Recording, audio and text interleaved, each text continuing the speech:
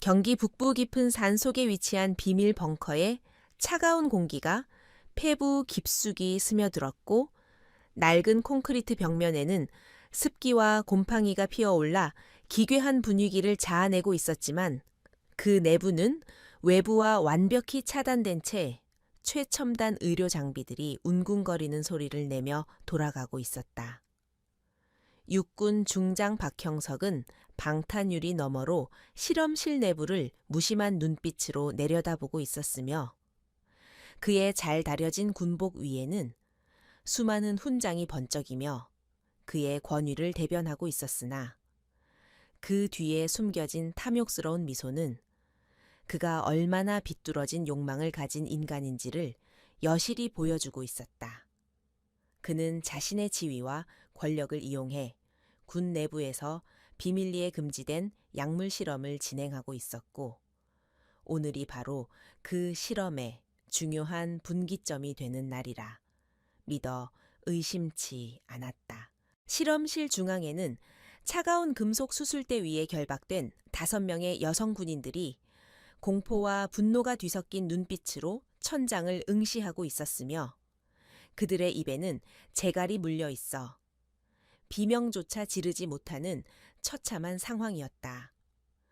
그들 중 가장 눈에 띄는 인물은 날카로운 눈매와 강인한 인상을 가진 한서윤 중위로 그녀는 특수전 사령부 소속의 엘리트 장교였으나 작전 중 실종 처리되어 이곳으로 끌려온 뒤 박형석의 광기, 어린 실험의 희생양이 될 위기에 처해 있었다. 그녀는 필사적으로 손목을 조여오는 가죽끈을 풀기 위해 몸부림쳤지만 강력한 진정제가 투여된 탓에 근육이 말을 듣지 않았고 정신만이 몽롱한 안개 속에서 뚜렷하게 깨어 있었다. 박형석은 천천히 실험실 문을 열고 들어와 군화 발소리를 요란하게 울리며 수술대 사이를 거닐었고 마치 자신의 영토를 순찰하는 사자처럼 오만하고 거만한 태도로 그녀들을 내려다보았다. 그는 손에 든 차트 파일을 거칠게 넘기며 피험자들의 신상 정보를 훑어보았고 만족스러운 듯 고개를 끄덕이며 옆에 대기하고 있던 하얀 가운을 입은 연구원들에게 눈짓으로 신호를 보냈다. 연구원들은 떨리는 손으로 정체불명의 푸른 액체가 담긴 주사기를 트레이에 준비했고 그 액체는 조명 아래서 기이한 빛을 발하며 보는 이로 하여금 본능적인 거부감과 공포를 불러일으키기에 충분했다. 한서윤은 흐릿해지는 시야 속에서도 박형석을 향해 경멸 어린 시선을 거두지 않았으며 그녀의 눈빛은 마치 당장이라도 밧줄을 끊고 일어나 그의 목을 물어뜯을 듯한 맹수의 그것과 닮아 있었다. 그녀는 군인으로서의 명예와 자부심을 목숨보다 소중히 여겼기에 자신의 신체가 이런 불법적인 실험에 유린당한다는 사실을 도저히 받아들일 수 없었고 이 굴욕을 갚아주기 위해서라도 반드시 살아나가리라 다짐했다. 박형석은 그런 한서윤의 반항적인 눈빛을 발견하고는 흥미롭다는 듯 입꼬리를 비틀어 올리며 천천히 그녀의 수술대 앞으로 다가가 얼굴을 들이밀었다. 박형석은 거친 손길로 한서윤의 턱을 움켜쥐고 좌우로 돌려보며 마치 물건을 감정하듯 그녀의 상태를 살폈고 그의 손에서 나는 진한 담배 냄새와 역겨운 향수 냄새가 한서윤의 코를 찔러 구역질을 유발했다. 그는 낮은 목소리로 조국을 위한 숭고한 희생 운운하며 자신의 범죄를 정당화하는 궤변을 늘어놓았지만 그 말 속에는 오직 자신의 진급과 권력 유지를 위한 더러운 욕망만이 가득 차 있을 뿐이었다. 한서윤은 입에 물린 재갈 때문에 말을 할 수는 없었지만 온 힘을 다해 그를 노려보며 침을 뱉으려 시도했고 그 모습은 박형석의 비틀린 자존심을 건드리는 기폭제가 되었다.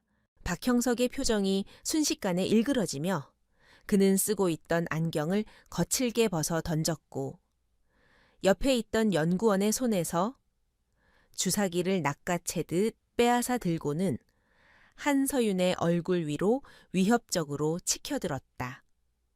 그는 더 이상 점잖은 지휘관의 가면을 쓸 필요를 느끼지 못한 듯 본연의 폭력적인 성향을 드러내며 한서윤의 머리채를 잡고 강제로 고개를 뒤로 젖히게 만들었다.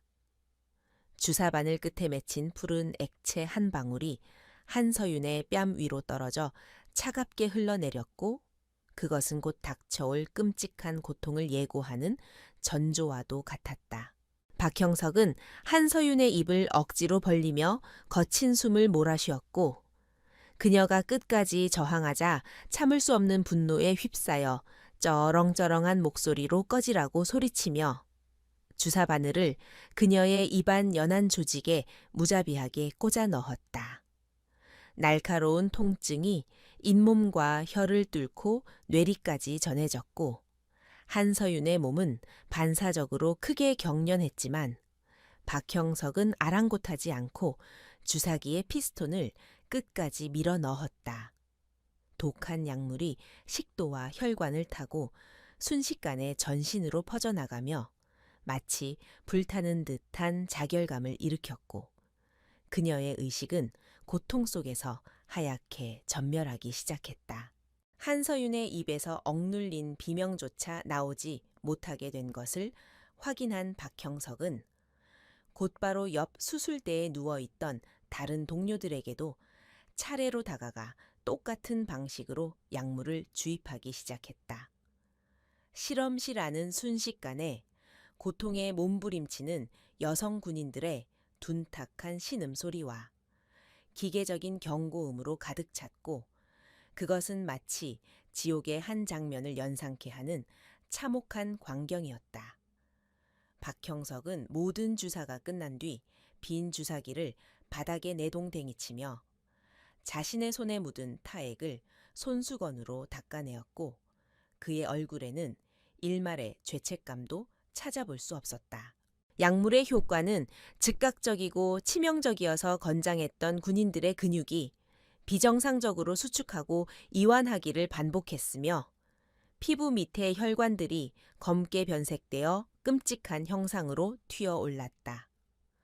한서윤은 전신이 마비되는 듯한 감각과 함께 목구멍이 타들어가 더 이상 목소리를 낼 수 없게 되었음을 직감했고 눈앞이 캄캄해지는 와중에도 박형석의 얼굴을 뇌리에 깊이 새겼다.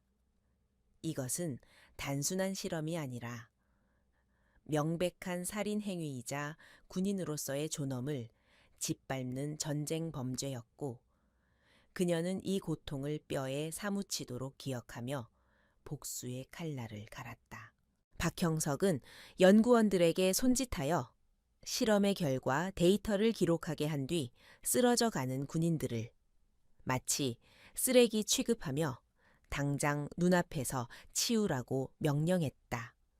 그는 이들이 실험 부작용으로 사망하거나 영구적인 장애를 입더라도 훈련 도중 발생한 사고나 개인의 일탈로 조작할 준비를 이미 완벽하게 맞춰 놓은 상태였다. 그의 부하들이 들것을 들고 들어와 의식을 잃어가는 한서윤과 동료들을 짐짝처럼 싣기 시작했고 그 과정에서 그녀들의 팔다리가 수술대 모서리에 부딪혀 멍이 들었지만 누구도 신경 쓰지 않았다. 비밀 벙커의 뒷문을 통해 밖으로 옮겨진 그녀들은 차가운 밤 공기를 맞으며 군용 트럭의 짐칸에 아무렇게나 던져졌고 트럭은 덜컹거리며 험한 산길을 내려가기 시작했다. 짐칸 바닥에 차가운 금속 감각이 한서윤의 뺨에 닿았지만 그녀는 손가락 하나 까딱할 힘조차 남아있지 않았고 그저 트럭의 진동에 맞춰 흔들리는 동료들의 창백한 얼굴을 바라볼 뿐이었다. 트럭은 한참을 달려 부대 외곽의 인적이 드문 폐기물 처리장 근처에 멈춰 섰고 운전병과 조수석에 있던 군인들이 내려 뒷문을 열었다. 그들은 거칠게 한서윤과 동료들을 끌어내려 진흙탕 구덩이 속에 내버렸고 마치 오물이라도 만진 것처럼 서둘러 장갑을 벗어 던지며 낄낄거리는 소리가 밤하늘에 울려 퍼졌다. 차가운 빗방울이 하나둘씩 떨어지기 시작해 흙탕물과 섞여 한서윤의 얼굴을 덮었고 그녀의 처는 급격히 떨어지며 생명의 불씨가 위태롭게 흔들리고 있었다. 박형석의 부하들은 그녀들이 이미 죽었거나 곧 죽을 것이라 확신하고는 아무런 확인 절차 없이 트럭에 올라타 현장을 떠나버렸고 어둠 속에 남겨진 것은 처참하게 버려진 5명의 군인들 뿐이었다. 한서윤은 감각이 사라져가는 손끝으로 진흙 바닥을 긁으며 마지막 남은 정신력을 쥐어짜내려 애썼고 흐릿해지는 의식 너머로 자신과 똑같은 얼굴을 한 언니의 모습이 떠올랐다. 그녀의 쌍둥이 언니인 한서진은 육군 특수전 사령부의 전설적인 인물이자 누구보다 강인한 군인이었기에 만약 자신이 여기서 죽는다면 언니가 반드시 진실을 밝혀줄 것이라 믿었다. 하지만 그녀는 단순히 누군가가 복수해주기를 기다리는 나약한 존재가 아니었기에 이를 악물고 빗물 섞인 진흙을 삼키며 삶에 대한 끈을 놓지 않았다. 시간이 얼마나 흘렀는지 알 수 없는 깊은 밤 쏟아지는 폭우 속에서 한서윤의 심장은 미약하지만 끈질기게 뛰고 있었고 그녀의 몸 안에서 알 수 없는 변화가 일어나고 있었다. 박형석이 주입한 약물은 일반적인 사람이라면 즉사했을 치사량이었지만 한서윤의 특이 체질과 강인한 정신력이 기적적으로 화학 반응을 일으켜 그녀를 죽음의 문턱에서 붙잡고 있었다. 그녀는 고통 속에서 기절했다 깨어나기를 반복하며 빗물에 씻겨 내려가는 자신의 피를 보았고 그 붉은색은 그녀의 망막에 강렬한 잔상을 남기며 생존 본능을 자극했다. 어둠 속에서 들려오는 빗소리가 점차 잦아들 무렵 멀리서 들려오는 미세한 엔진 소리와 함께 헤드라이트 불빛이 숲속을 비추기 시작했다. 그것은 순찰을 돌던 헌병대의 차량이거나 혹은 우연히 이곳을 지나던 민간인의 차량일 수도 있었지만 한서윤에게는 그것이 유일한 희망의 동아줄이었다. 그녀는 전 먹던 힘까지 다해 팔을 뻗어보려 했지만 몸은 천근망은 무거웠고 입에서는 쇳소리 섞인 신음만이 흘러나올 뿐이었다. 그때 누군가의 다급한 발소리가 진흙탕을 튀기며 다가왔고 불빛이 그녀의 얼굴을 정통으로 비추자 한서윤은 눈을 가늘게 뜨며 그 빛의 주인을 확인하려 했다. 흐릿한 실루엣은 군복을 입은 건장한 남성들로 보였고 그들은 쓰러져 있는 여성 군인들을 발견하고 경악한 듯 소리치며 무정위에 대고 급박하게 무언가를 보고했다. 한서윤은 그들의 목소리가 아군인지 적군인지 구별할 수 없었지만 적어도 박형석의 부하들은 아니라는 직감에 안도하며 서서히 닫히는 눈꺼풀을 더 이상 버티지 못하고 깊은 심연 속으로 빠져들었다. 의식을 잃기 직전 한서윤의 뇌리에는 단 하나의 생각만이 맴돌았는데 그것은 바로 자신들을 이렇게 만든 박형석과 그 배후 세력에 대한 처절한 응징이었다. 그녀의 귓가에 마지막으로 들린 것은 구급차의 사이렌 소리와 자신을 부르는 낯선 군인의 목소리였고 그 소리는 점차 멀어지며 꿈속의 메아리처럼 흩어졌다. 비록 지금은 만신창이가 되어 버려졌지만 그녀는 자신이 다시 일어설 날이 올 것임을 영혼 깊숙이 새기며 차가운 어둠 속에서 복수의 씨앗을 품었다. 어딘가로 급박하게 이송되는 덜컹거림 속에서 한서윤은 꿈을 꾸었는데 그 꿈속에서 그녀는 7개의 별이 빛나는 밤하늘 아래 서 있었고 그 별들은 그녀를 지키려는 듯 환하게 타오르고 있었다. 그것은 그녀의 형제들을 상징하는 것이었고 그녀가 혼자가 아님을 상기시켜주는 무의식의 발현이었으며 앞으로 다가올 거대한 폭풍을 예고하는 계시와도 같았다. 병원의 차가운 수술대 위로 옮겨지는 순간까지도 그녀의 주먹은 꽉 쥐어져 펴지지 않았고 의료진들은 그녀의 참혹한 상태에 경악을 금치 못하며 긴급 수술을 준비했다. 병원 복도에는 긴박한 공기가 흘렀고 한서윤의 소지품에서 발견된 신분증을 확인한 군의관은 사색이 되어 어디론가 전화를 걸기 시작했다. 수화기 너머로 전해진 소식은 대한민국 국군 수뇌부를 뒤흔들 만한 엄청난 파장을 예고하고 있었으며 잠자고 있던 호랑이의 코털을 건드린 대가는 상상 이상으로 혹독할 것이 분명했다. 새벽에 여명이 밝아올 무렵 한서윤이 입원한 병실 밖에는 이미 검은 양복을 입은 경호원들과 군 관계자들이 삼엄한 경계를 펼치고 있었고 폭풍 전야의 고요함이 병원을 감싸고 있었다. 국군수도병원 최상층 VIP 병동의 복도는 숨소리조차 들리지 않을 만큼 무거운 침묵에 잠겨 있었고 일반적인 병실과는 달리 검은 양복을 입은 국방부 직할 수사관들이 입구를 철통같이 지키고 있어 긴장감을 고조시켰다. 병실 내부에서는 심전도 모니터가 규칙적으로 울리는 기계 음만이 한서윤이 아직 살아있음을 증명하고 있었으며 그녀의 얼굴은 핏기 하나 없이 창백했고 목과 팔에는 수많은 튜브와 붕대가 감겨 있어 보는 이로 하여금 안타까움을 자아냈다. 창밖으로는 폭우가 쏟아지고 있었지만 병실 안의 공기는 그보다 더 차갑고 습했으며 의료진들은 식은땀을 흘리며 바닥만 내려다볼 뿐 감히 고개를 들지 못했다.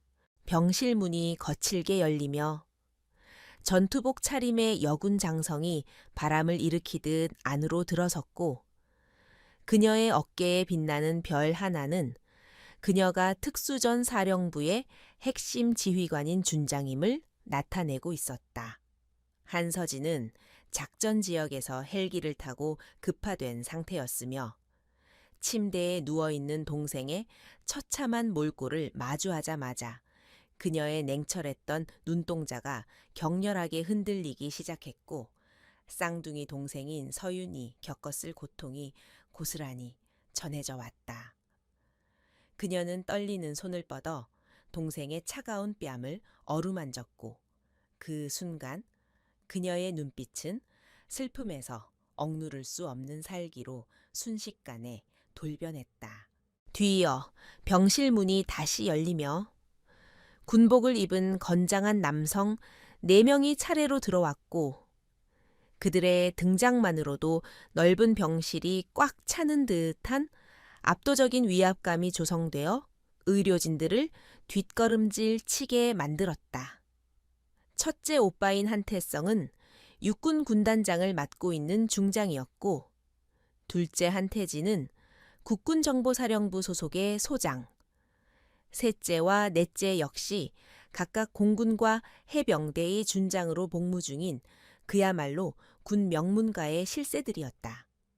이들 5남매가 한자리에 모인 것은 매우 드문 일이었으나 그들의 어깨에 달린 7개의 별들이 내뿜는 아우라는 병실에 공기마저 바꿔놓기에 충분했다. 담당 주치의는 떨리는 목소리로 차트를 넘기며 한서윤의 상태를 브리핑하기 시작했는데 그의 설명이 이어질수록 병실 안의 온도는 급격히 내려가 마치 빙하기의 한복판에 있는 듯한 착각을 불러일으켰다. 주치의는 한서윤의 체내에서 발견된 미지의 약물 성분이 신경계를 파괴하려 했으며 특히 성대 주변 근육과 조직이 심각하게 손상되어 다시는 목소리를 낼 수 없을지도 모른다는 절망적인 소견을 내놓았다. 그 말을 들은 첫째 한태성 중장의 눈썹이 꿈틀거렸고 그 작은 움직임 하나만으로도 주변의 공기가 찢겨 나가는 듯한 살벌한 기세가 뿜어져 나왔다. 둘째 한태진 소장은 묵묵히 태블릿 PC를 꺼내어 정보사령부 요원들이 입수한 현장 사진과 CCTV 자료들을 형제들에게 보여주었고 그 화면 속에는 쓰레기장처럼 방치된 한서윤과 동료들의 모습이 담겨 있었다. 그것은 단순한 사고가 아니라 명백한 고의성을 띤 살인 미수 행위였으며 누군가 자신의 지위를 이용해 증거를 인멸하고 사건을 은폐하려 했다는 정황이 너무나도 뚜렷했다. 한서진은 화면 속에서 동생이 겪었을 수모를 확인하고는 입술을 피가 날 정도로 깨물며 낮은 목소리로 범인의 이름을 물었다. 한태진은 차가운 목소리로 사건의 주동자가 육군본부 직할연구소의 책임자인 박형석 중장임을 밝혔고 그 이름이 거론되자 형제들의 눈빛에는 일제히 경멸과 분노가 서리기 시작했다. 박형석은 평소에도 군납비리와 인사 청탁 등으로 악명 높은 인물이었으나 정치권의 비호를 받으며 교묘하게 법망을 피해 살아남은 기생충 같은 존재였다. 하지만 이번에 그가 건드린 것은 단순한 여군 장교가 아니라 대한민국 군부를 지탱하는 한씨 가문의 막내딸이었으며 이는 그가 저지른 실수 중 가장 치명적인 것이었다. 셋째 오빠는 벽을 주먹으로 내리치며 당장 헌병대를 동원해 박형석을 체포하고 그를 군사법정에 세워 평생 감옥에서 썩게 만들어야 한다고 격분했지만 맏형인 한태성은 조용히 손을 들어 동생을 제지했다. 한태성은 단순히 법적인 처벌만으로는 부족하다는 것을 알고 있었으며 박형석 같은 인간은 자신의 명예와 권력이 바닥으로 떨어지는 꼴을 보아야만 진정한 고통을 느낄 것이라고 판단했다. 그는 동생들에게 박형석이 내일 오전 국방부 대회의실에서 긴급 기자회견을 열 예정이라는 정보를 공유하며 의미심장한 미소를 지었다. 박형석은 기자회견을 통해 이번 사건을 피해자들의 과실과 약물 오남용으로 조작하여 발표할 계획이었고 이미 주요 언론사들에게 보도자료를 배포하며 여론몰이를 시작한 상태였다. 그는 자신의 더러운 죄를 덮기 위해 피해자들을 2번 죽이는 파렴치한 짓을 서슴지 않고 있었으며 이는 한씨 가문 남매들의 인내심을 완전히 끊어놓는 기폭제가 되었다. 한서진은 침상에 누운 동생의 손을 꽉 잡으며 박형석이 자랑스러워하는 그 기자회견장이 바로 그의 무덤이 될 것임을 맹세했다. 형제들은 즉석에서 작전회의에 돌입했고 그들의 대화는 일반적인 가족회의가 아니라 마치 적국을 섬멸하기 위한 사령부의 작전회의를 방불케 할 정도로 치밀하고 전문적이었다. 둘째 한태진은 정보사 라인을 총동원해 박형석의 비밀 장부와 연구 기록 원본을 확보하기로 했고 셋째와 넷째는 기자회견장의 경비 병력을 무력화하고 자신들이 진입할 경로를 확보하는 임무를 맡았다. 맏형 한태성은 국방부 장관에게 직접 연락하여 내일의 사태에 대해 미리 언지를 주되 절대로 박형석에게 경고가 가지 않도록 입단속을 시켰다. 한서진은 자신의 부관에게 연락하여 정복을 준비시키라고 명령했고 그녀는 내일 군인이 보여줄 수 있는 가장 완벽하고 위험 있는 모습으로 그 자리에 설 것임을 다짐했다. 그녀는 동생 한서윤이 깨어났을 때 세상이 바뀌어 있음을 보여주고 싶었고 정의가 살아있다는 것을 증명하기 위해 자신의 계급장을 걸고 싸울 준비를 마쳤다. 병실 안의 공기는 복수의 열기로 뜨겁게 달아올랐지만 겉으로는 폭풍 전의 바다처럼 고요했고 형제들은 서로의 눈빛만으로도 완벽한 합의에 도달했다. 밤이 깊어지자 형제들은 각자의 임무를 수행하기 위해 병실을 나섰고 마지막까지 남은 한서진은 동생의 이마에 가볍게 입을 맞추며 귓가에 작은 목소리로 속삭였다. 그녀는 내일 아침 박형석이 흘릴 눈물은 피눈물이 될 것이며 그가 가진 모든 별들이 추락하는 꼴을 똑똑히 보여주겠다고 약속했다.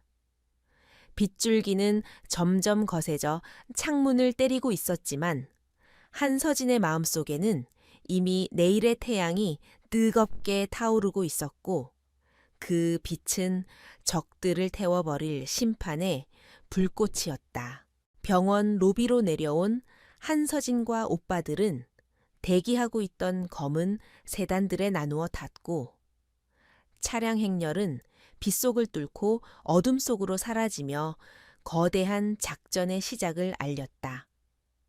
서울의 밤거리는 화려한 넌사인으로 빛나고 있었지만 그 이면에서는 대한민국 군부 역사상 유례없는 고위 장성들의 합동작전이 은밀하게 진행되고 있었다. 박형석 중장은 자신의 호화로운 관사에서 와인을 마시며 내일 있을 쇼의 성공을 확신하고 있었겠지만 그는 자신을 향해 다가오는 7개의 별이 가진 파괴력을 전혀 짐작하지 못하고 있었다. 새벽이 밝아오면서 비는 그쳤지만 하늘은 여전히 잿빛 구름으로 덮여 있었고 국방부 청사 주변에는 이른 아침부터 수많은 취재진이 몰려들어 북새통을 이루고 있었다. 기자들은 군 내부의 마약 스캔들이라는 자극적인 소재에 혈안이 되어 있었고 박형석이 뿌려놓은 거짓 정보들은 이미 인터넷을 통해 급속도로 퍼져나가고 있었다. 하지만 진짜 뉴스는 아직 시작되지 않았으며 역사의 한 페이지를 장식할 그 순간을 위해 한씨 가문의 남매들은 군복의 단추를 채우고 별을 닦으며 출격 준비를 마쳤다. 국방부 청사 대회의실은 아침 일찍부터 몰려든 수백 명의 취재진으로 인해 발 디딜 틈조차 없이 북적거리고 있었고 수많은 카메라 플래시가 쉴 새 없이 터지며 실내를 대낮처럼 환하게 밝히고 있었다. 기자들은 특종을 잡기 위해 서로 좋은 자리를 차지하려 몸싸움을 벌였고 곳곳에 설치된 방송 장비들의 열기로 인해 회견장 내부는 찜통처럼 후끈 달아올라 사람들의 신경을 더욱 예민하게 만들고 있었다. 단상 중앙에는 대한민국 육군의 상징 마크가 크게 새겨진 포디엄이 위엄 있게 서 있었지만 그 뒤에서 준비되고 있는 내용은 군의 명예를 더럽히는 추악한 거짓말들의 향연이 될 예정이었다. 대기실 거울 앞에서 자신의 모습을 점검하던 박형석 중장은 옷매무새를 가다듬으며 만족스러운 미소를 지었고 그의 가슴에 달린 화려한 약장들은 조명을 받아 번쩍이며 그의 위세를 과시하고 있었다. 그는 오늘 있을 브리핑을 위해 수석 대변인과 함께 밤새도록 시나리오를 수정하고 리허설을 반복하며 어떤 돌발 질문에도 완벽하게 대처할 수 있도록 철저한 준비를 마쳤다. 그의 계획은 간단하면서도 잔인했는데 그것은 바로 피해자인 한서윤과 그녀의 동료들을 군 기강을 문란하게 하고 마약에 손을 댄 타락한 군인들로 매도하여 여론의 비난 화살을 그들에게 돌리는 것이었다. 박형석의 부관인 김대령은 초조한 표정으로 태블릿 PC를 확인하며 실시간으로 올라오는 인터넷 기사들의 반응을 살피고 있었고, 다행히 여론은 그들이 의도한 대로 흘러가고 있는 듯 보였다. 익명의 제보자로 위장한 정보사 요원들이 뿌린 거짓 정보들은 찌라시 형태로 급속도로 확산되어 대중들의 분노를 자극했고, 사람들은 진실을 알지 못한 채 피해자들을 향해 입에 담지 못할 욕설을 퍼붓고 있었다. 김 대령은 박형석에게 다가가 모든 준비가 완료되었음을 보고했고, 박형석은 가볍게 고개를 끄덕이며 테이블 위에 놓인 물을 한 모금 마셔 목을 축였다. 같은 시각 서울 외곽의 한 안전가옥에서는 한서진이 정복을 갖춰 입으며 전장에 나가는 장수의 비장한 각오를 다지고 있었고, 그녀의 손끝은 미세하게 떨리고 있었지만 그것은 두려움이 아닌 억눌린 분노 때문이었다. 그녀는 거울 속에 비친 자신의 모습을 응시하며 어깨에 달린 별을 어루만졌고, 이 계급장이 단순한 장식이 아니라 국가와 국민을 보호하고 부하들을 지키기 위한 책임의 무게임을 다시 한번 상기했다. 그녀는 책상 위에 놓인 동생의 사진을 잠시 바라보다가 결연한 표정으로 베레모를 눌렀었고, 이제는 그 책임을 다하기 위해 괴물을 사냥하러 갈 시간이었다. 정보사령부 지하 벙커에서는 둘째 오빠인 한태진 소장이 요원들을 지휘하며 박형석이 삭제하려 했던 결정적인 증거들을 복구하는 작업에 박차를 가하고 있었고, 모니터 화면에는 복잡한 코드들이 폭포수처럼 흘러내리고 있었다. 박형석은 자신이 모든 흔적을 지웠다고 확신했겠지만, 그는 대한민국 최고의 정보기관인 정보사령부의 능력을 과소평가한 것이었고, 한태진은 동생을 건드린 대가가 얼마나 혹독한지 보여주기 위해 이를 갈고 있었다. 마침내 암호화된 파일의 잠금이 해제되면서 실험실 내부에 CCTV 영상이 확보되었고, 그 끔찍한 진실을 목격한 요원들은 경악을 금치 못했다. 한태진은 복구된 영상을 보안 USB에 담아 재킷 안주머니에 깊숙이 찔러 넣었고, 그의 눈빛은 마치 사형 선고를 내리는 재판관처럼 차갑게 빛나고 있었다. 그는 즉시 형제들에게 작전 개시 신호를 보냈고, 대기하고 있던 검은색 작전 차량들은 엔진음과 함께 지상으로 튀어나가며 국방부를 향해 질주하기 시작했다. 셋째와 넷째 오빠 역시 각자의 부대에서 차출한 정예 헌병들을 이끌고 합류 지점으로 이동 중이었으며, 그들의 움직임은 하나의 거대한 포위망을 형성하며 박형석을 옥죄어오고 있었다. 기자회견 시간이 임박하자 박형석은 굳게 닫혀있던 대기실 문을 열고 복도로 나섰고, 수많은 카메라가 일제히 그를 향해 돌아가며 셔터 소리가 폭포수처럼 쏟아졌다. 그는 짐짓침통한 표정을 연기하며 느린 걸음으로 단상을 향해 걸어갔고, 그 모습은 마치 고뇌하는 지휘관의 전형을 보여주는 듯하여 보는 이들로 하여금 일말의 동정심마저 불러일으키게 했다.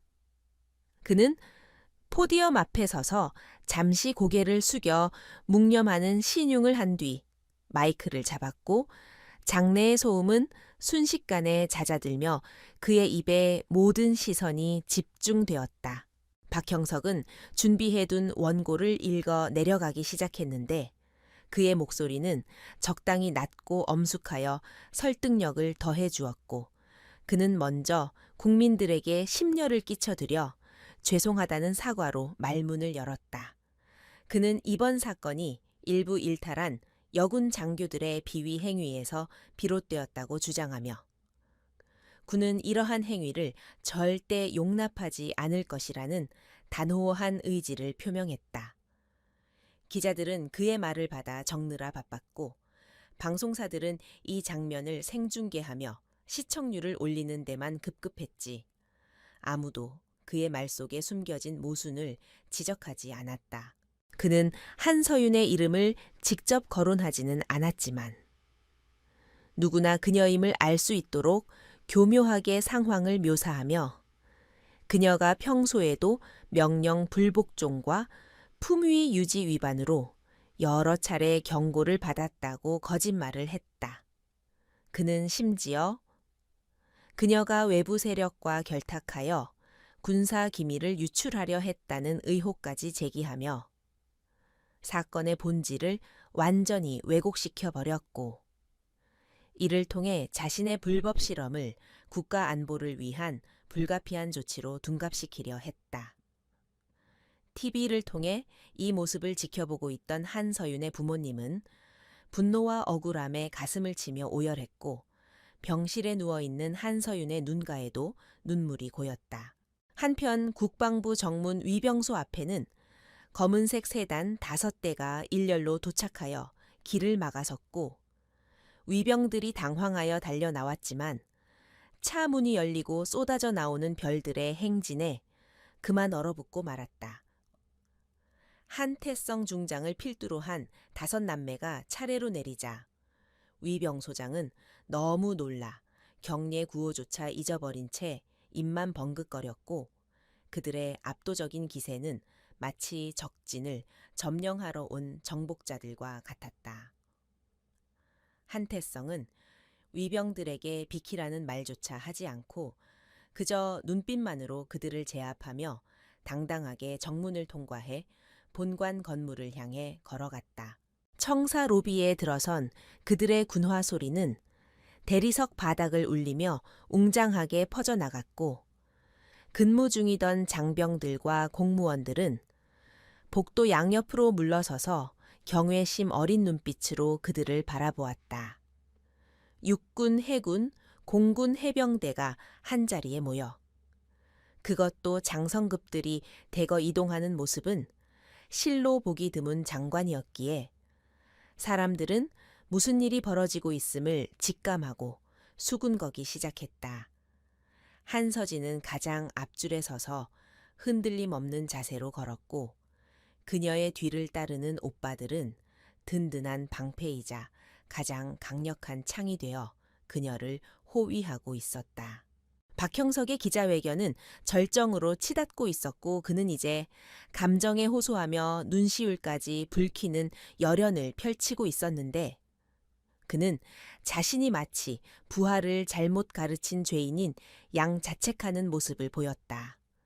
그는 군의 기강을 바로잡기 위해서라도 이번 사건 관련자들을 엄중히 처벌할 것이며 다시는 이런 일이 재발하지 않도록 뼈를 깎는 혁신을 단행하겠다고 목소리를 높였다.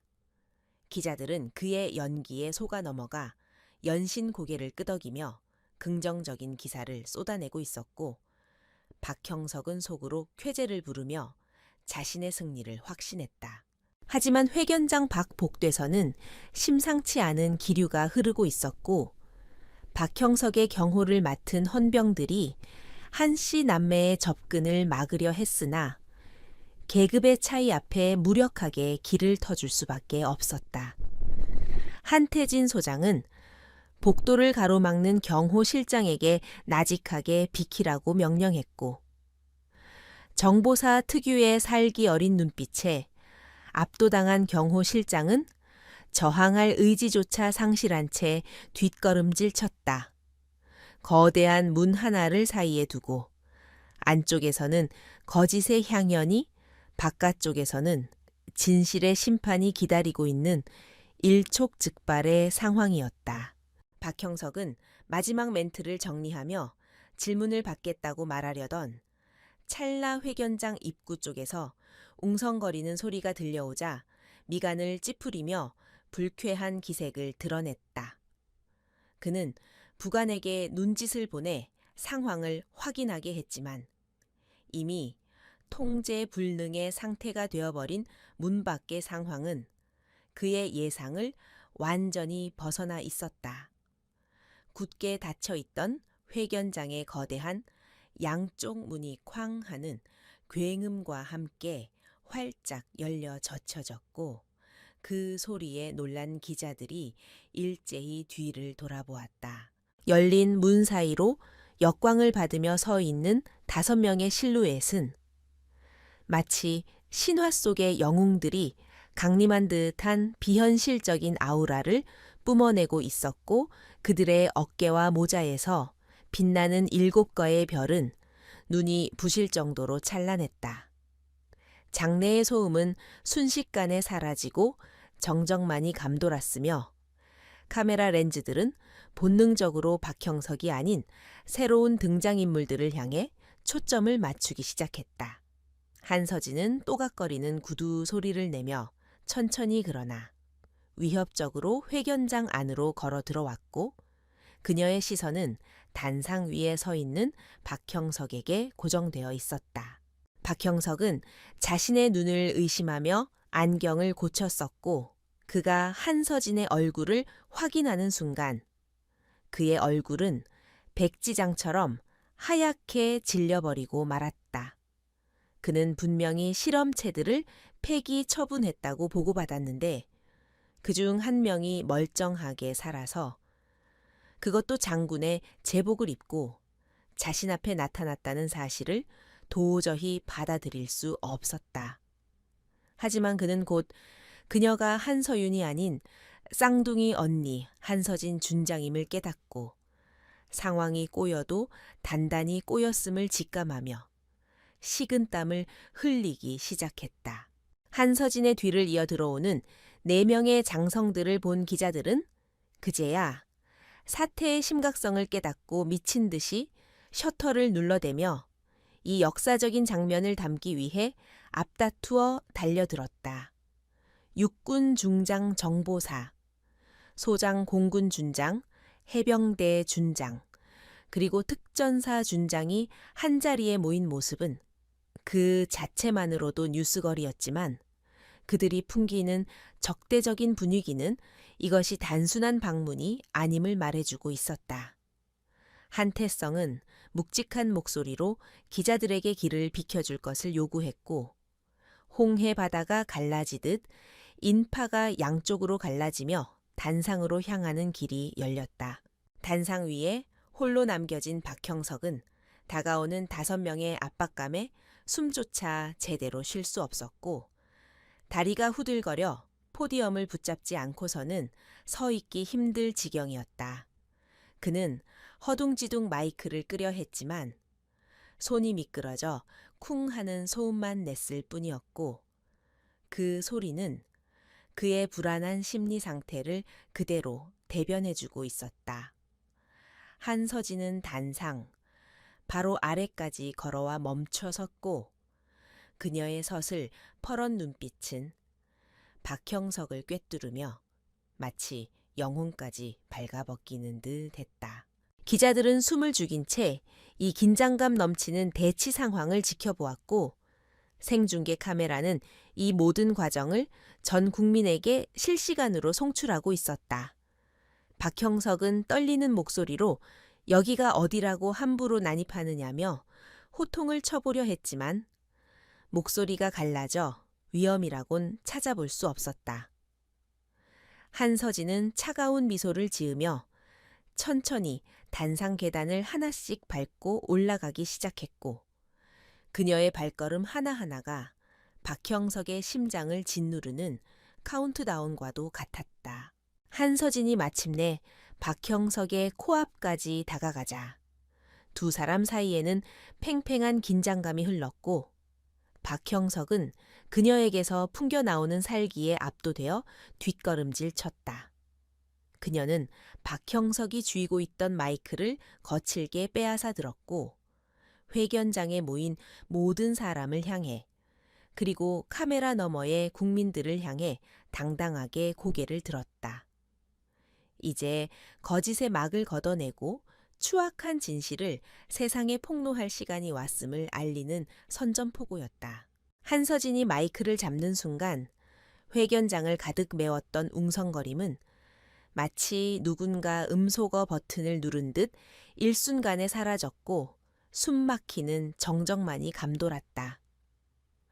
그녀는 떨고 있는 박형석을 등 뒤로 한 채 정면을 응시했는데 그녀의 눈동자는 수많은 카메라 렌즈보다 더 차갑고 날카롭게 빛나고 있어 보는 이들의 간담을 서늘하게 만들었다. 생중계 화면을 통해 그녀의 얼굴이 전국에 송출되자 국민들은 그녀의 빼어난 외모 뒤에 숨겨진 서슬, 펄언 분노를 직감할 수 있었고 과연 무슨 일이 벌어질지 숨죽여 지켜보았다. 박형석은 그녀의 등 뒤에서 어떻게든 상황을 수습해보려 안간힘을 썼지만 이미 주도권은 완전히 넘어간 상태였고 그의 입술은 파랗게 질려 바들바들 떨리고 있었다. 단상 아래에서는 4명의 건장한 남성들이 일렬횡대로 도열하여 마치 성벽처럼 한서진을 호위하고 있었는데 그들의 어깨 위에서 빛나는 별들의 합계는 무려 6개에 달했다.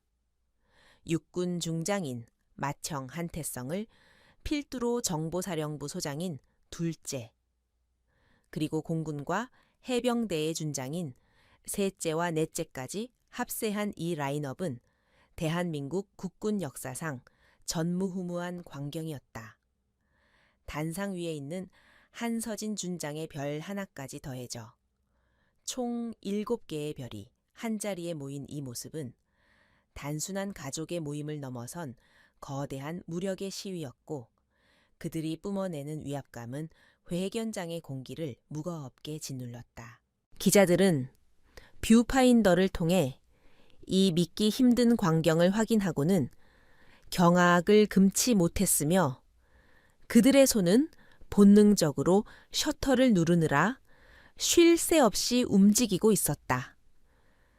대한민국 군부를 실질적으로 움직이는 핵심 요직의 장군들이 한자리에 모여 일개 중장을 포위하고 있는 이 구도는 내일 조간신문에 한 면을 장식하기에 부족함이 없었다. 특히 마청 한태성 중장의 무표정한 얼굴에서 뿜어져 나오는 패왕색은 좌중을 압도하기에 충분했고 그가 눈길을 한 번 줄 때마다 기자들은 저도 모르게 마른 침을 삼키며 뒷걸음질 쳤다. 박형석은 그제야 자신이 건드린 상대가 누구인지 뼈저리게 실감하며 다리에 힘이 풀려 주저앉고 싶은 충동을 겨우 참아내고 있었다. 한서진은 차가운 목소리로 자신을 소개하며 입을 열었고 그녀의 목소리는 마이크를 타고 회견장 구석구석까지 또렷하게 울려 퍼졌다. 그녀는 자신이 이 자리에 선 것은 군인으로서가 아니라 억울하게 누명을 쓰고 사경을 헤매고 있는 한 피해자의 언니로서 진실을 밝히기 위함이라고 선언했다. 그녀가 피해자인 한서윤 중위와 쌍둥이 자매라는 사실을 밝히자 장내는 다시 한번 충격에 휩싸였고 기자들은 서로의 얼굴을 쳐다보며 웅성거리기 시작했다.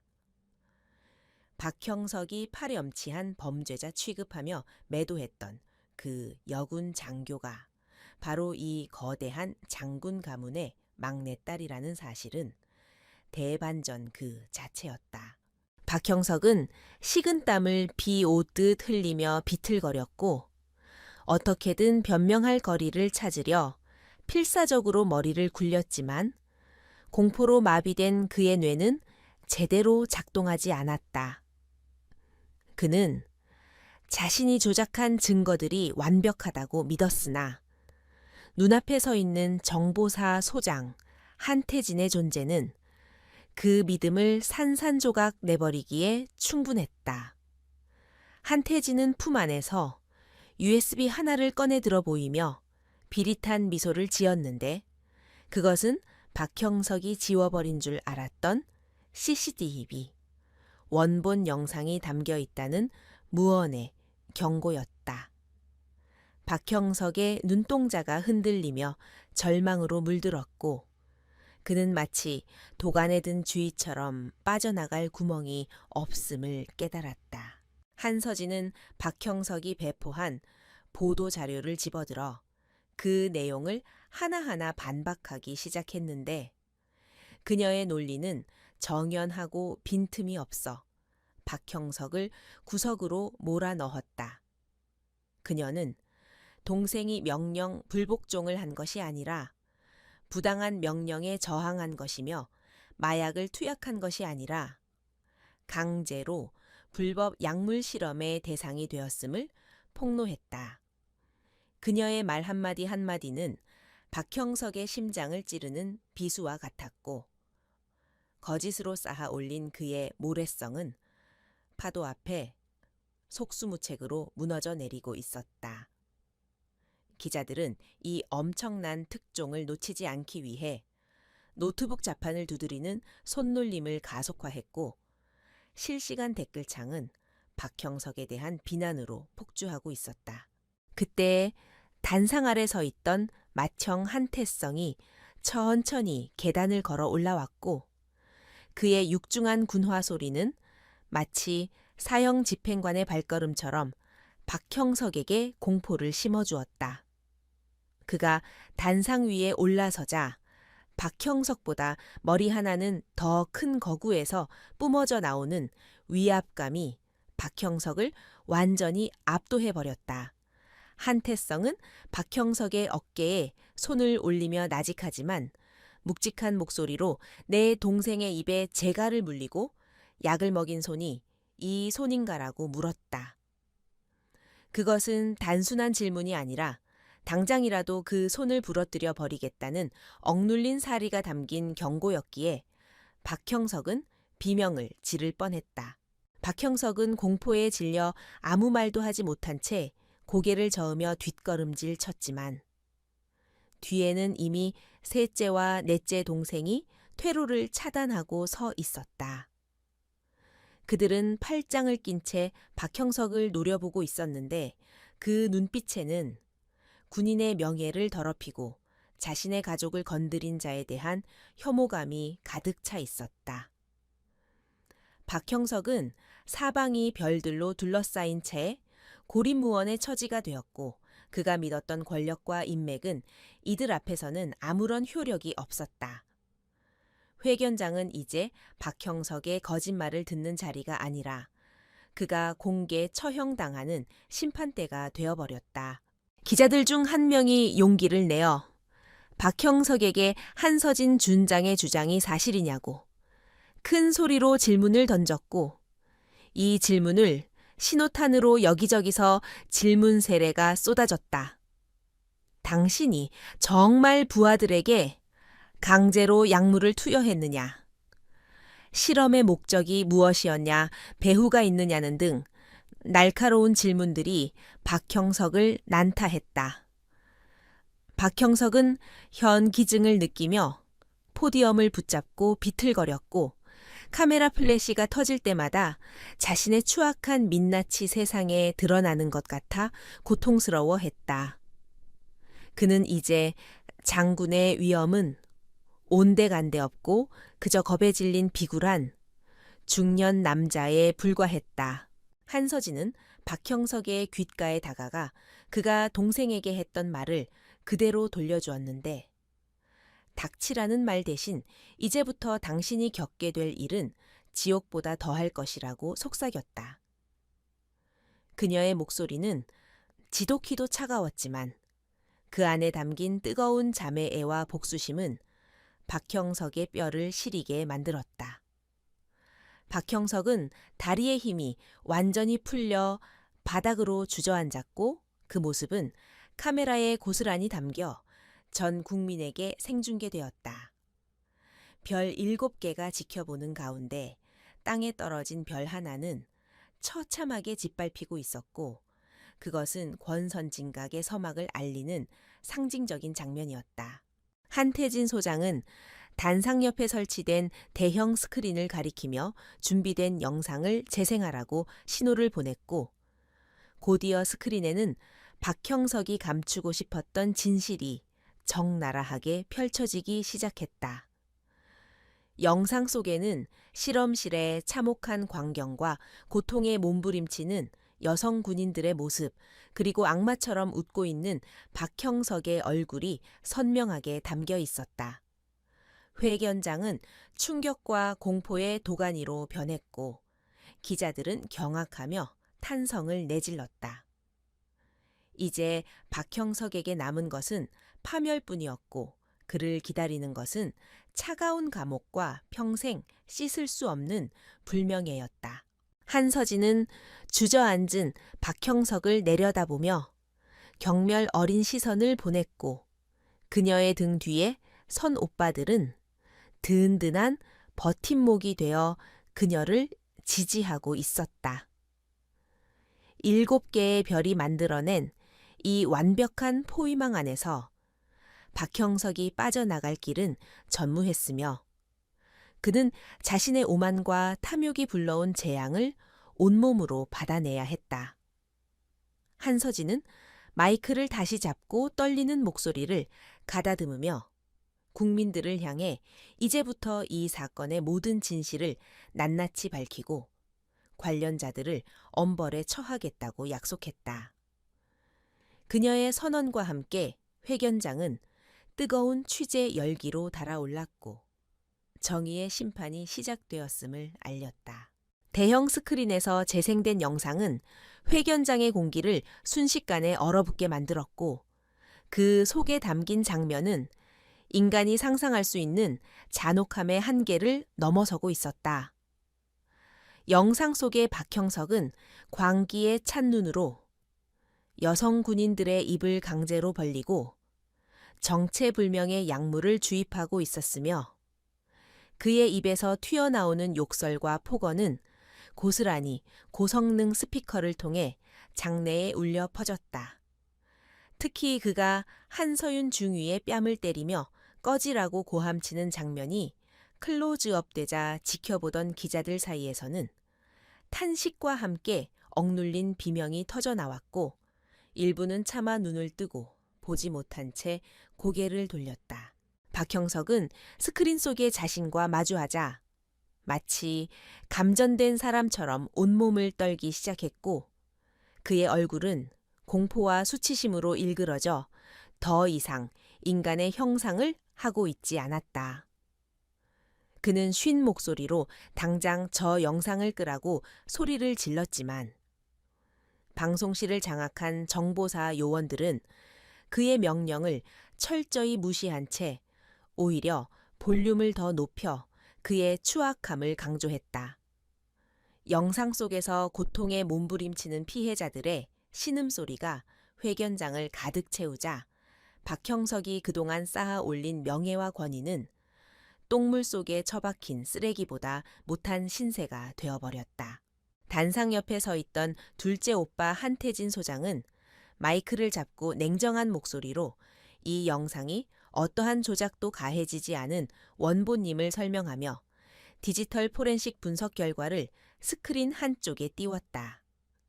그는 영상의 촬영, 일시와 장소가 박형석의 알리바이와 정확히 모순된다는 점을 지적했고, 국과수의 정밀 감정 결과까지 제시하며 박형석의 빠져나갈 구멍을 완벽하게 봉쇄했다. 기자들은 한태진이 제시하는 완벽한 물적 증거들 앞에서 박형석의 범죄가 더 이상 의혹 수준이 아니라 명백한 사실임을 깨닫고 그를 향해 맹렬한 플래시 세례를 퍼부었다. 박형석은 궁지에 몰리자 이성을 잃고 날뛰기 시작했는데, 그는 이것이 한씨 가문의 음모이며 딥페이크 기술을 이용한 조작된 영상이라고 억지를 부리며 발악했다. 그는 단상 아래에 대기하고 있던 자신의 부관과 경호원들에게 당장 저들을 체포하라고 고래고래 소리를 질렀지만 그 누구도 감히 움직이지 못했다. 이미 7개의 별이 뿜어내는 압도적인 위압감과 명백한 증거 앞에서 박형석의 부하들은 자신들의 주군이 끝장났음을 직감하고 침몰하는 배에서 탈출하기 위해 침묵을 택했던 것이다. 한서진은 박형석의 비겁한 변명을 듣고 있다가 품 안에서 서류 봉투를 꺼내어 그 안에 든 종이들을 박형석의 얼굴 위로 흩뿌렸다. 공중에 흩날리는 종이들은 한서윤의 혈액에서 검출된 독성 물질에 대한 분석 보고서였으며 거기에는 박형석이 비밀리에 연구하던 불법 약물의 화학식이 선명하게 인쇄되어 있었다. 그녀는 차가운 목소리로 이 약물이 신경계를 파괴하고 영구적인 장애를 유발하는 치명적인 독극물임을 밝히며 박형석을 향해 당신은 군인이 아니라 살인마라고 일갈했다. 그녀의 서슬퍼런 일갈의 박형석은 말문이 막혀 뻐끔거렸고 종이에 베인 듯한 날카로운 시선들이 사방에서 그를 찌르자 그는 극심한 현기증을 느끼며 비틀거렸다. 기자들은 바닥에 떨어진 보고서를 줍기 위해 몸싸움을 벌였고 생중계 채팅창에는 박형석에 대한 분노와 한서진에 대한 응원의 메시지가 폭포수처럼 쏟아지고 있었다. 이제 여론은 완전히 뒤집혔고 박형석은 대한민국에서 가장 증오받는 인물이 되어 전 국민의 공분이 집중되는 타깃이 되었다.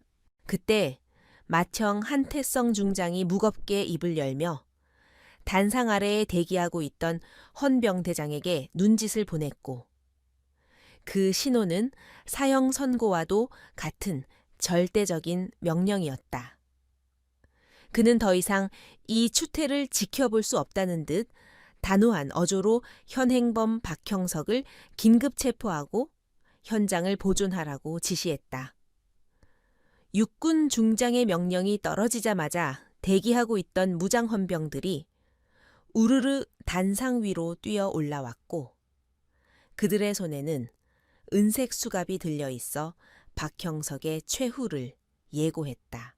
박형석은 헌병들이 다가오자 뒷걸음질 치며 내 몸에 손대지 말라고 발악했지만 셋째와 넷째 오빠가 퇴로를 차단하고 있어 도망칠 곳은 어디에도 없었다.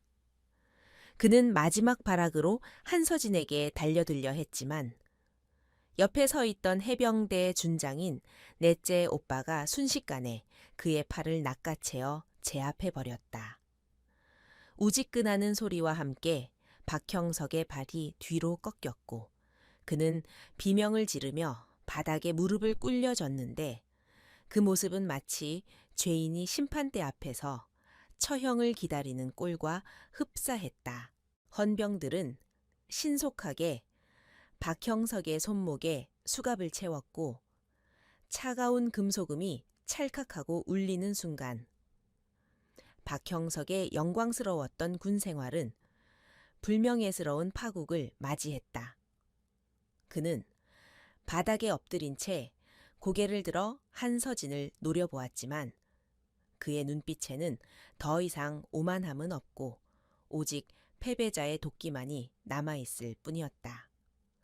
한서진은 그를 내려다보며 동정심조차 들지 않는다는 듯 차갑게 고개를 돌렸고 이것은 그녀가 그에게 보여줄 수 있는 최대의 경멸이자 무시였다.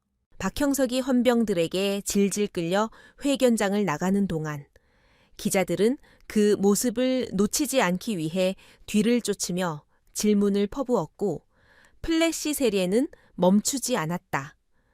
그는 끝까지 억울하다고 소리쳤지만 그 목소리는 이미 힘을 잃어 공허한 메아리처럼 흩어졌고 사람들은 그를 향해 야유와 비난을 쏟아냈다.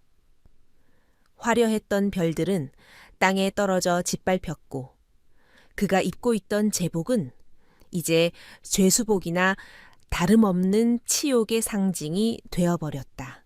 회견장에 남은 5 남매는 소란이 가라앉을 때까지 단상 위를 지키며 굳건히 서 있었고 그들의 모습은 혼란스러운 상황 속에서도 흔들리지 않는 중심축과 같았다. 한서진은 떨리는 손으로 마이크를 다시 잡고 국민들에게 군 내부의 자정작용을 약속하며 이번 사건을 계기로 다시는 이런 비극이 일어나지 않도록 끝까지 감시하겠다고 다짐했다. 그녀의 진심 어린 호소에 기자들은 숙연해졌고 장내에는 잠시 동안 무거운 침묵이 흘렀으나 곧이어 우레와 같은 박수가 터져 나왔다. 기자회견이 끝나고 한 씨 남매가 회견장을 빠져나오자 복도에서 대기하고 있던 수많은 군 관계자들이 그들을 향해 거수경례를 붙였고 그 눈빛에는 존경과 두려움이 섞여 있었다. 그들은 단순히 계급이 높아서가 아니라 불의에 맞서 가족과 정의를 지켜낸 진정한 군인의 모습을 보여주었기에 부하들의 마음을 움직인 것이었다. 한서진은 피로가 몰려왔지만 옆에서 든든하게 지켜주는 오빠들의 존재 덕분에 무너지지 않고 끝까지 당당한 걸음을 유지할 수 있었다. 청사 밖으로 나오자 비는 완전히 그치고 구름 사이로 햇살이 비치기 시작했는데 그것은 마치 어둠이 걷히고 새로운 시작이 도래했음을 알리는 자연의 계시와도 같았다.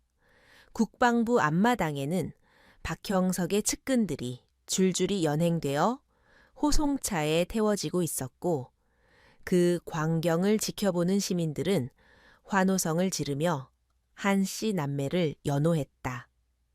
이제 거대한 악의 축 하나가 뽑혀 나갔지만 이것은 끝이 아니라 썩은 환부를 도려내고 새 살을 돋게 하는 긴 과정의 시작일 뿐이었다. 다섯 남매는 서로를 마주보며 비로소 긴장을 풀고 옅은 미소를 지었는데 말하지 않아도 서로의 마음을 알 수 있는 깊은 유대감이 그들 사이를 감싸고 있었다.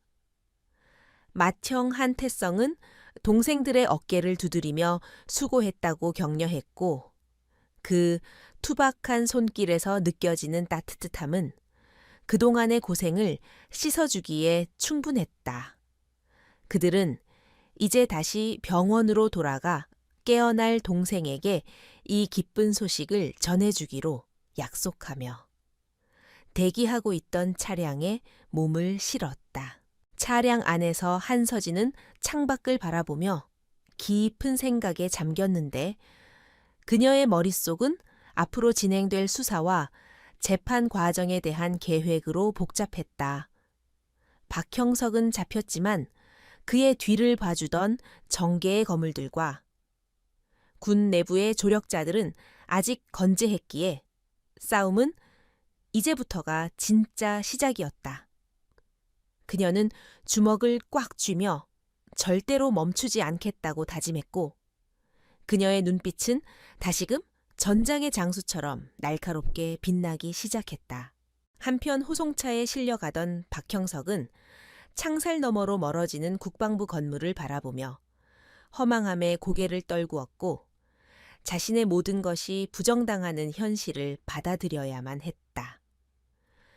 그는 한때 자신이 세상의 중심이라 믿었지만 이제는 차가운 독방에서 평생을 썩어야 하는 처량한 신세로 전락해버렸다.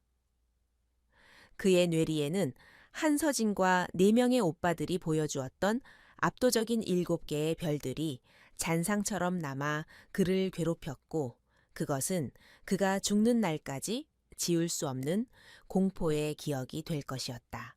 국방부 청사 앞에 소동이 정리되고 시민들이 흩어진 뒤에도 그 자리에 남은 열기는 쉽게 식지 않았으며 대한민국은 이 사건으로 인해 거대한 변화의 소용돌이 속으로 빠져들었다. 뉴스는 온종일 이 사건을 대서특필했고 전문가들은 군 개혁의 필요성을 역설하며 한 씨 가문의 행동을 영웅적인 결단으로 평가했다. 하지만 한서진에게 중요한 것은 세상의 평가가 아니라 병상에 누워있는 동생의 안위와 그녀가 되찾아야 할 잃어버린 명예뿐이었다. 박형석의 체포는 끝이 아니라 군 내부 깊숙이 뿌리 박힌 거대한 부패의 사슬을 끊어내는 대숙청의 서막에 불과했으며 국방부 내부에 설치된 특별수사본부는 24시간 불이 꺼지지 않는 심판의 용광로처럼 뜨겁게 타오르고 있었다. 맏형 한태성 중장은 육군참모총장의 정원을 위임받아 수사본부장 자리에 앉았고 그의 지휘 아래 수백 명의 군 검찰과 헌병들이 동원되어 박형석 라인으로 분류되는 모든 인물에 대한 동시다발적인 압수수색을 감행했다. 국방부 청사는 연일 쏟아져 나오는 압수 물품 박스들로 발 디딜 틈이 없었으며 그 안에는 조작된 진급 심사 서류와 뇌물 수수 장부 그리고 불법 약물 거래 내역이 고스란히 담겨 있어 보는 이들을 경악하게 만들었다. 정보사령부 소장인 둘째 한태진은 자신의 전문 분야인 사이버 추적과 정보망을 총동원해 박형석이 해외 페이퍼 컴퍼니를 통해 빼돌린 막대한 비자금의 흐름을 끝까지 추적하고 있었다. 모니터 화면 위로 쉴 새 없이 흘러가는 데이터들은 박형석이 단순한 군인 공무원이 아니라 범죄 조직의 보스처럼 행동해 왔음을 증명하고 있었고 그와 결탁한 정치인들과 기업인들의 명단까지 확보하는 데 성공했다. 한태진은 입가에 차가운 미소를 띠며 이 명단에 있는 자들이 내일 아침 뉴스에서 자신의 이름을 보고 기절초풍할 것을 상상했고 그것은 그에게 있어 최고의 복수이자 유희였다. 공군 준장인 셋째 오빠와 해병대 준장인 넷째 오빠는 물리적인 행동 대장 역할을 자처하며 전국의 군병원과 연구소에 숨겨져 있던 박형석의 비밀 아지트들을 직접 타격하고 있었다. 그들은 완전 무장한 특수부대를 이끌고 현장을 급습하여 증거인멸을 시도하던 연구원들을 현행범으로 체포했고 그 과정에서 저항하는 사설 경호원들을 무력으로 가차없이 제압해버렸다.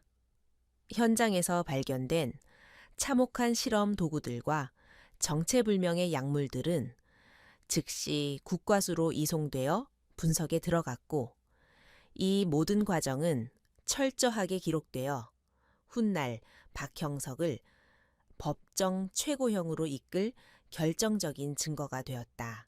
한편 서울구치소 독방에 수감된 박형석은 불과 며칠 전까지만 해도 대한민국 육군의 실세로 군림하던 위풍당당한 모습은 온데간데 없고 헝클어진 머리와 덥수룩한 수염으로 인해 마치 노숙자처럼 초라해져 있었다.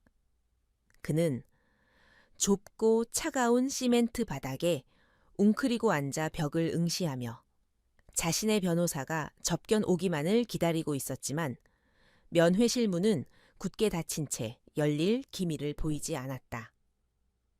그가 믿었던 정치권의 뒷배들은 여론이 악화되자마자 꼬리 자르기를 시전하며 그와의 연락을 끊어버렸고 심지어 그의 가족들조차 언론의 집중 포화를 피해 해외로 도피했다는 소식만이 간수의 입을 통해 전해질 뿐이었다. 철통 같은 보안 속에 유지되던 취조실의 무거운 철문이 끼익 소리를 내며 열렸고 군화 소리가 또각또각 울리며 들어온 사람은 다름 아닌 한서진 준장이었다. 그녀는 박형석의 죄수복과 대비되는 완벽하게 다림질된 정복을 입고 있었으며 어깨에 달린 별은 어두운 취조실 조명 아래서도 날카롭게 빛나 박형석의 눈을 찌를 듯했다. 박형석은 그녀를 보자마자 반사적으로 몸을 움츠렸으나 곧이어 마지막 자존심을 세우며 짐짓 태연한 척 고개를 들었고 쉰 목소리로 네가 감히 상관에게 이런 대우를 하고도 무사할 줄 아느냐고 허세를 부렸다.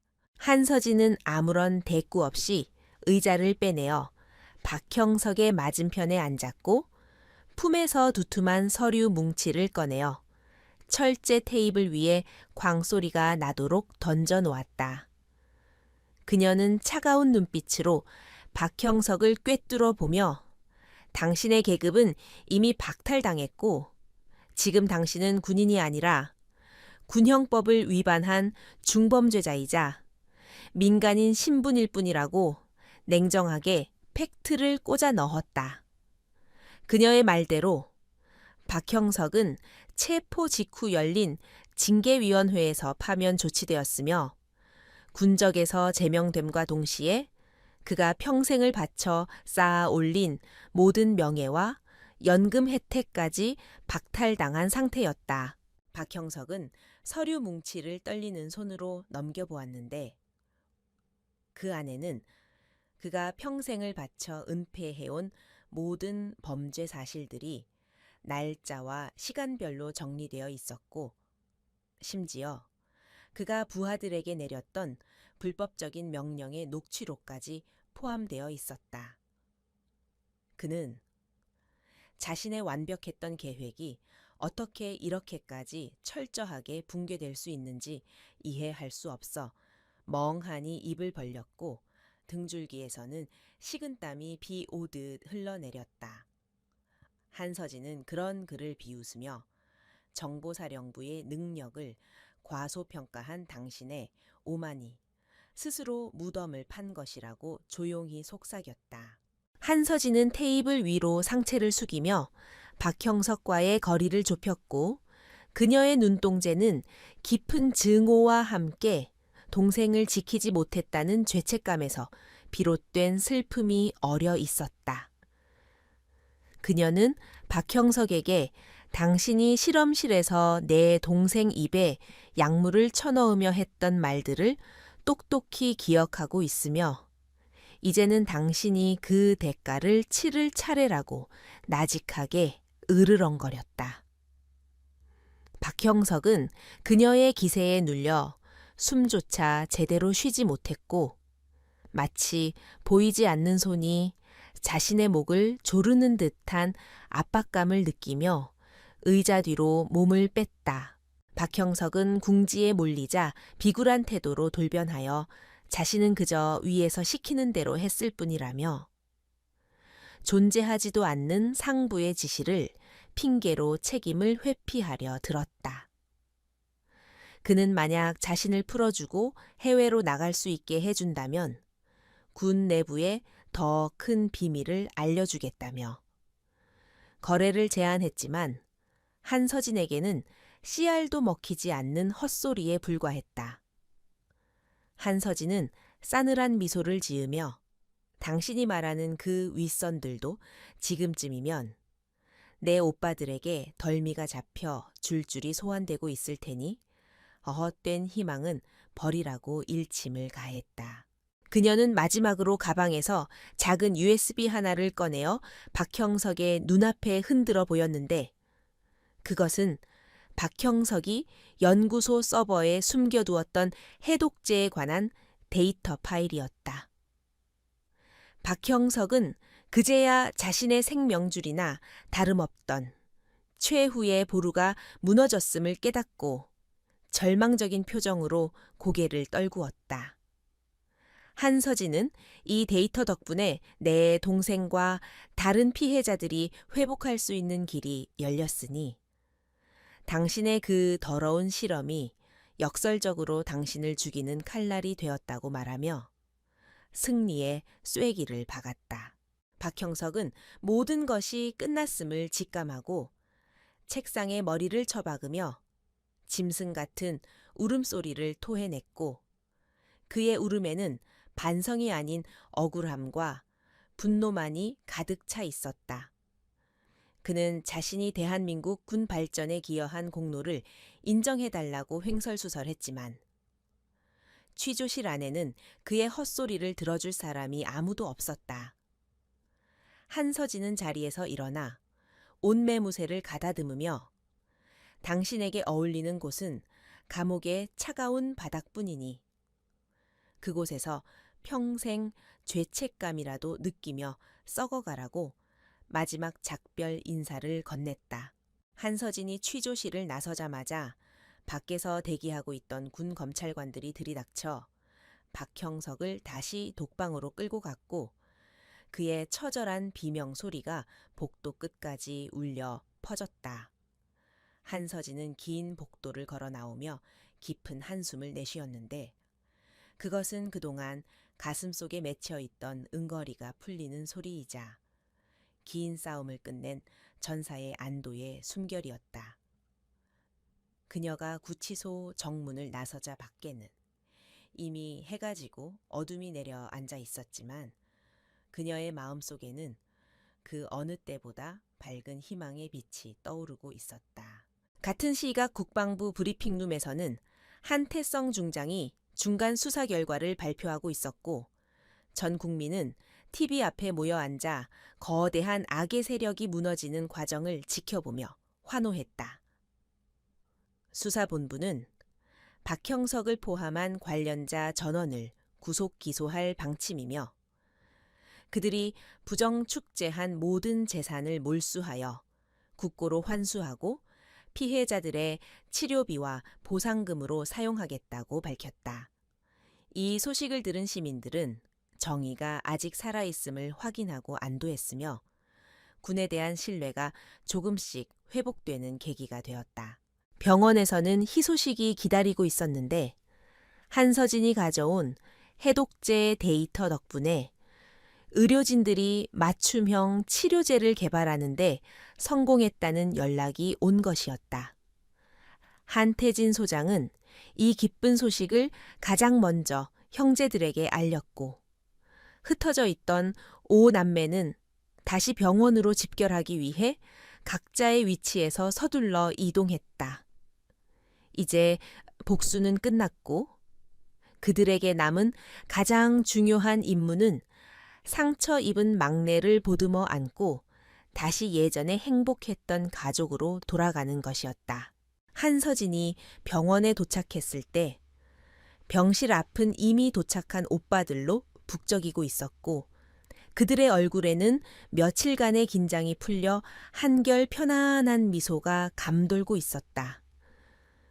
그들은 유리창 너머로 평온하게 잠들어 있는 한서윤을 바라보며 말없이 서로의 어깨를 감싸 안았고 그 침묵 속에는 천마디 말보다 더 깊은 형제애가 흐르고 있었다. 비록 한서윤이 겪은 고통은 씻을 수 없는 상처로 남겠지만 가족이라는 든든한 울타리가 있는 한 그녀는 반드시 다시 일어설 수 있을 것이라고 모두가 믿어 의심치 않았다. 그날 밤 병실 안은 따뜻한 공기로 가득 찼고 5남매는 돌아가며 한서윤의 곁을 지키며 그녀가 눈을 뜨는 순간을 기다렸다. 창밖에는 둥근 달이 떠올라 병실을 은은하게 비추고 있었고 그것은 마치 어둠 속에서도 빛을 잃지 않는 그들의 희망을 상징하는 듯했다. 악몽 같았던 시간은 지나갔고 이제 그들 앞에는 치유와 회복의 시간이 기다리고 있었으며 7개의 별은 그 어느 때보다 찬란하게 빛나며 서로를 비추고 있었다. 박형석과 그의 일당들이 차가운 감옥에서 죗값을 치르는 동안 한씨 가문은 다시 하나로 뭉쳐 더욱 단단해졌고 그들의 이야기는 군 내부에서 전설처럼 회자되며 정의의 표상으로 남게 되었다. 한서진은 잠든 동생의 손을 꼭 잡으며 속으로 맹세했는데 그것은 앞으로 어떤 시련이 닥쳐와도 다시는 가족을 다치게 하지 않겠다는 굳은 다짐이었다. 그녀의 눈가에 맺힌 눈물은 슬픔이 아닌 감사의 눈물이었고 긴 밤이 지나고 마침내 찾아온 새벽의 여명이 창가를 통해 스며들고 있었다. 박형석은 판결문을 듣는 순간 다리가 풀려 주저앉으려 했으나 옆에 서 있던 교도관들에 의해 강제로 일으켜 세워졌고 그의 눈동자는 초점을 잃고 허공을 헤매고 있었다. 그는 자신이 평생을 바쳐 쌓아 올린 권력의 탑이 한순간에 무너져 내리는 소리를 들으며 절망의 나락으로 떨어졌고 이제 그에게 남은 것은 차가운 감옥의 독방과 끝없는 후회뿐이었다. 법정 밖으로 끌려나가는 그의 등 뒤로 시민들의 야유와 비난이 쏟아졌지만 그는 고개조차 들 수 없었고 그 처량한 뒷모습은 권선징각이라는 진리를 다시 한번 세상에 각인시켰다. 한서진과 4명의 오빠들은 방청석 맨 앞줄에 앉아 이 모든 과정을 지켜보았고 그들의 표정은 승리의 기쁨보다는 정의가 실현되었다는 안도감으로 차분하게 가라앉아 있었다. 재판이 끝나고 병원으로 돌아온 한서진은 가벼운 발걸음으로 동생의 병실을 향해 걸어갔고 복도 창문으로 들어오는 햇살은 그 어느 때보다 따스하게 느껴졌다. 의료진은 박형석의 데이터에서 추출한 성분으로 만든 해독제를 한서윤에게 투여한 지 일주일이 지났고 이제 곧 그녀가 긴 잠에서 깨어날 것이라는 희망적인 소견을 내놓은 상태였다. 병실 문을 열자 침대 곁을 지키고 있던 어머니가 한서진을 보며 환하게 웃었고 그 미소 속에는 긴 고통의 터널을 지나온 가족만이 공유할 수 있는 깊은 평안이 담겨 있었다. 한서진은 제복 상의를 벗어 걸어두고 동생의 침대 곁으로 다가가 앉으며 여전히 창백하지만 한결 편안해진 동생의 얼굴을 어루만졌다.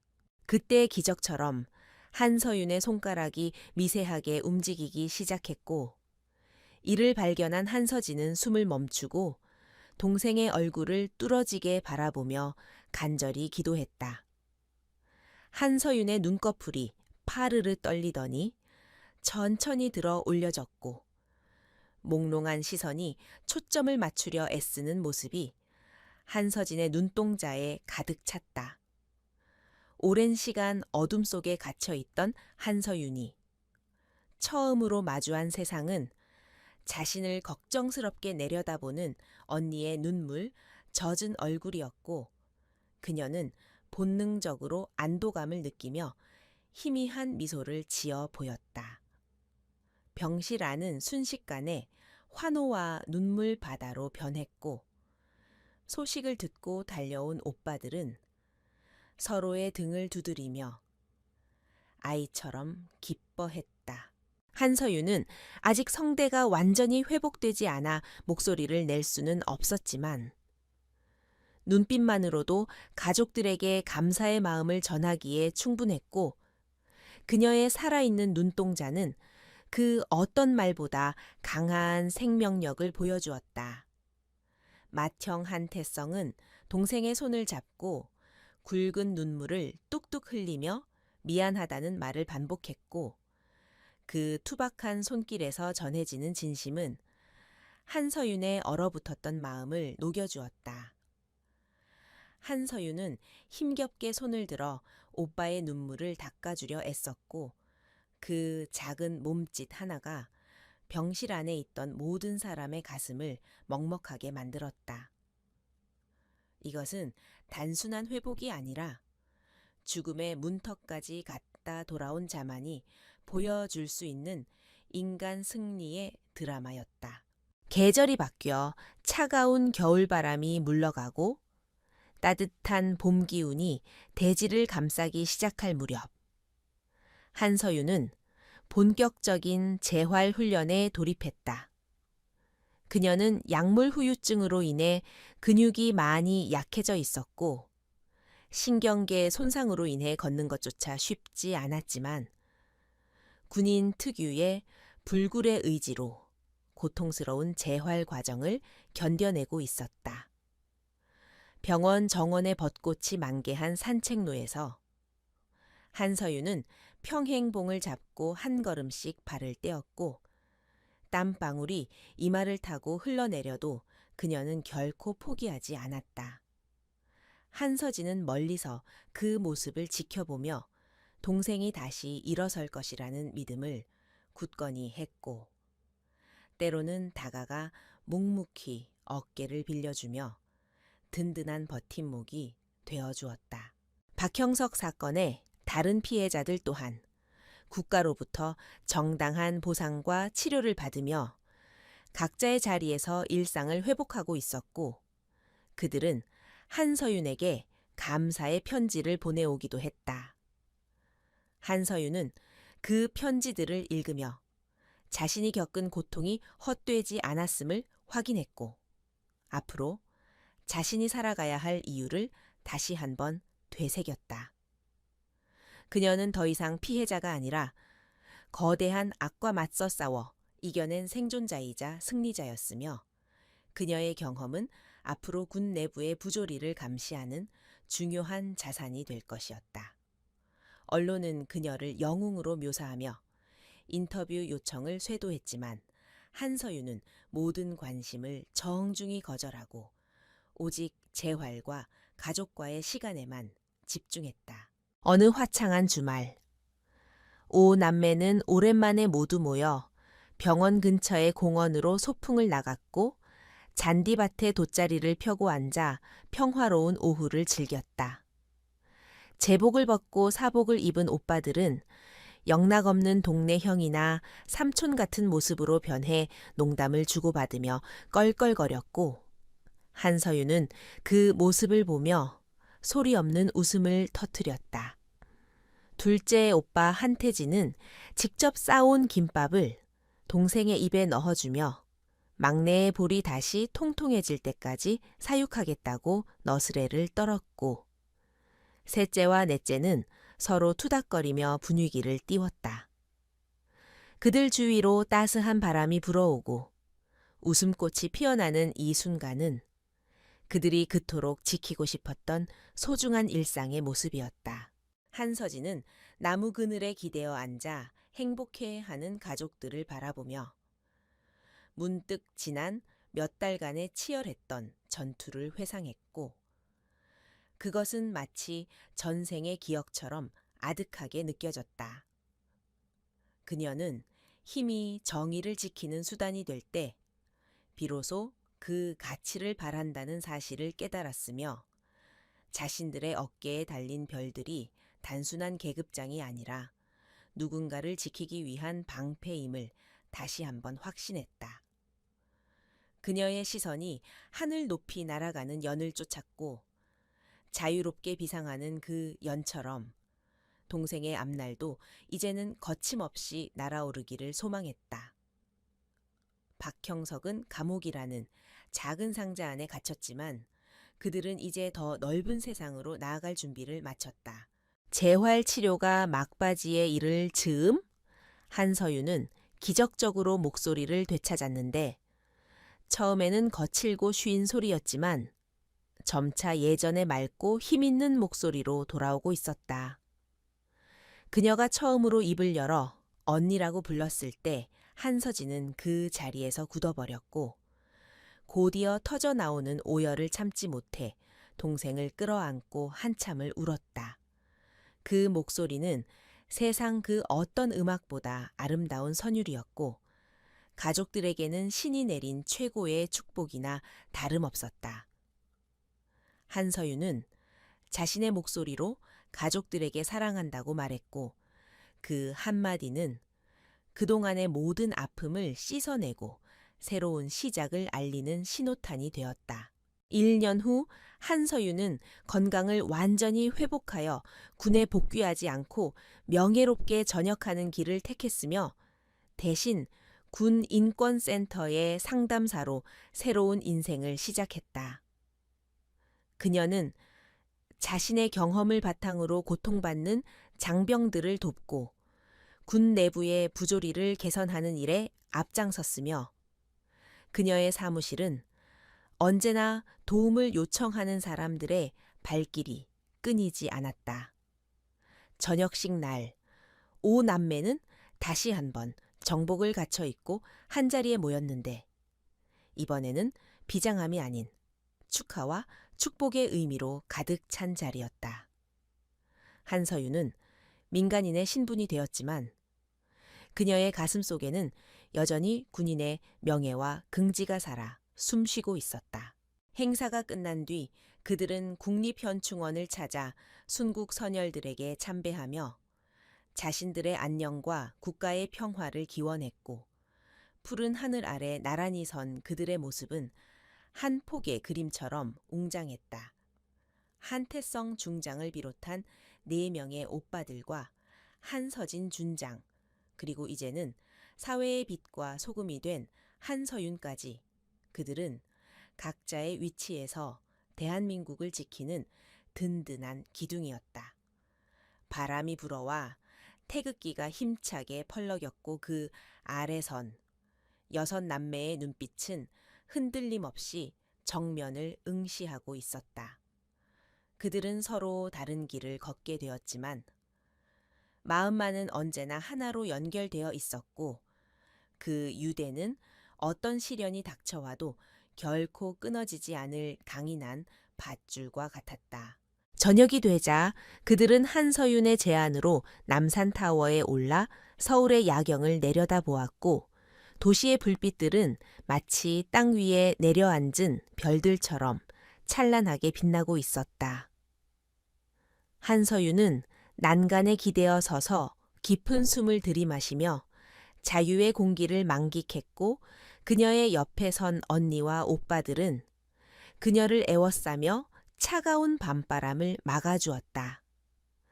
밤하늘에는 북두칠성이 유난히 밝게 빛나고 있었는데 한서진은 그 별들을 보며 자신들의 운명을 떠올렸고 입가에 잔잔한 미소를 머금었다. 하늘의 7개의 별과 땅 위의 7남매는 서로를 비추며 영원히 빛날 것이라는 믿음이 그녀의 가슴을 따뜻하게 채웠다. 이야기는 여기서 끝이 나지만 그들이 보여준 용기와 가족애는 사람들의 기억 속에 오래도록 남아 전설처럼 전해질 것이며 정의는 반드시 승리한다는 진리를 증명하는 등불이 될 것이다. 박형석과 같은 어둠이 다시 찾아올지라도 7개의 별이 존재하는 한 대한민국은 언제나 밝게 빛날 것이며 그들의 수호 아래 평화는 계속될 것이다. 한서진은 동생의 손을 잡고 내일을 향해 힘차게 발걸음을 내디뎠고 그들의 뒷모습은 어둠 속에서도 가장 빛나는 희망의 상징으로 남았다. 이제 그들은 고통의 기억을 뒤로하고 행복한 미래를 향해 함께 걸어갈 것이며 그 길 끝에는 언제나 따스한 빛이 기다리고 있을 것이다.